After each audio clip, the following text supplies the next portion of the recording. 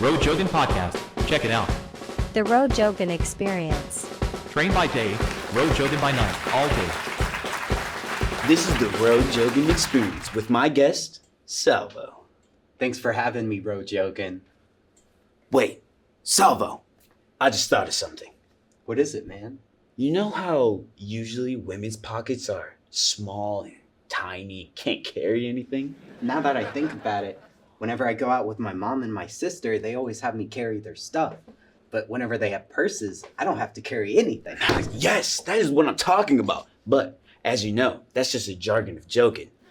I believe that they make women's pockets so small, so then they have to buy purses. You know what? Now that you say something, that does make sense. Wait, you want to hear something crazy about the ocean? Sure, man. You know how NASA explored the ocean before space, right? Yeah, I know they never actually went to space. There's still over 95% left of the ocean left they haven't discovered. I know they have the tech for it, though. See, listen, there's this theory, and it really explains why they stopped.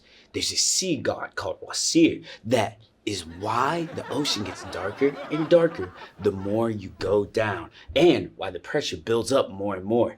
His godly powers is making it hard to see, and he sends pressure down there to try and kill you. And when you put all those things together, that really does make sense. But something I don't get is why the god won't let us explore more. What's his endgame? And I am glad you asked.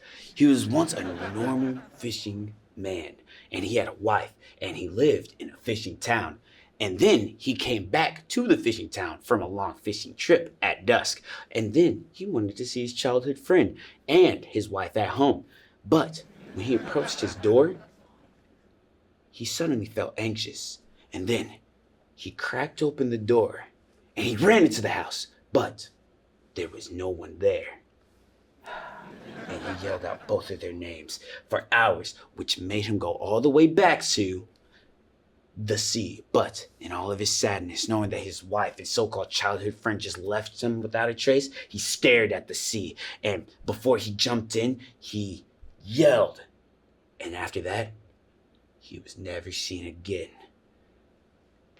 And that is why he haunts the sea. But that's just a jargon to joking.